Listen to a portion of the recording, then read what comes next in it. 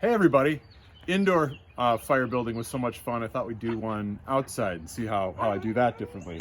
You can see I've got the leftovers of our apple tree down here that I'll burn up later once it's started. A couple sizes of fuel, some stuff that I'll throw on right away, and then basically a version of what I did in the house. I tend to do sort of a stacked backdrop of bigger logs.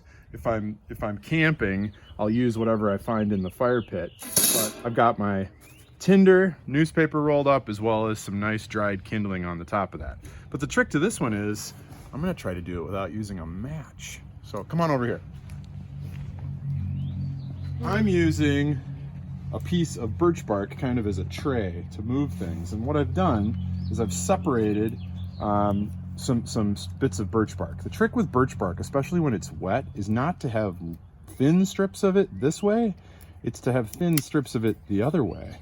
What you want to try to do is get your fingernail in between it and separate it the width, and then get little strips of that embedded in your pile of fuel. Looks like some neighborhood dogs are excited, so be a good dog. Thanks for your help, Lauren. Now, what I have here as well is a magnesium stick. This is magnesium, and this is a scraper. And the scraper is pretty cool because it does a couple of things. It's got a little toothy end, so you can take some of your dry kindling and get some little tiny bits in there. You can also use it against, rather than just using this as a lighter, use this to get off little flecks of magnesium from the scraper.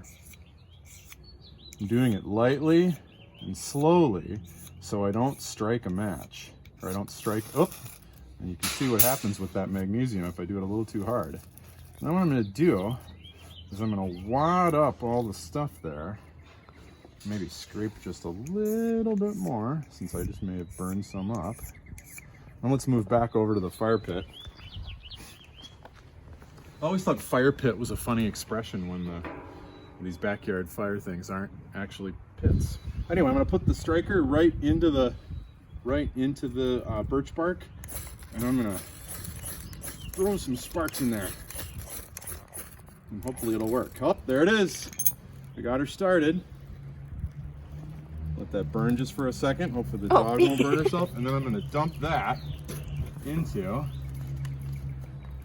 the tinder that's there. Hopefully that will catch on fire. We'll get a little bit more kindling up on top. See if we can't get that lit without a match. I had a magnesium fire stick like this from the hardware store that was just a couple bucks, and it was kind of cool, but it wasn't as neat as this one. My brother gave this to me for Christmas. Let's see if we can't get that going. It was a really nice warm day today, but I thought maybe as the sun goes down, it'd be nice for me to get a little time outside of my house sitting by the campfire. So hopefully that'll start going. And that's how you light a fire without matches. Chin up.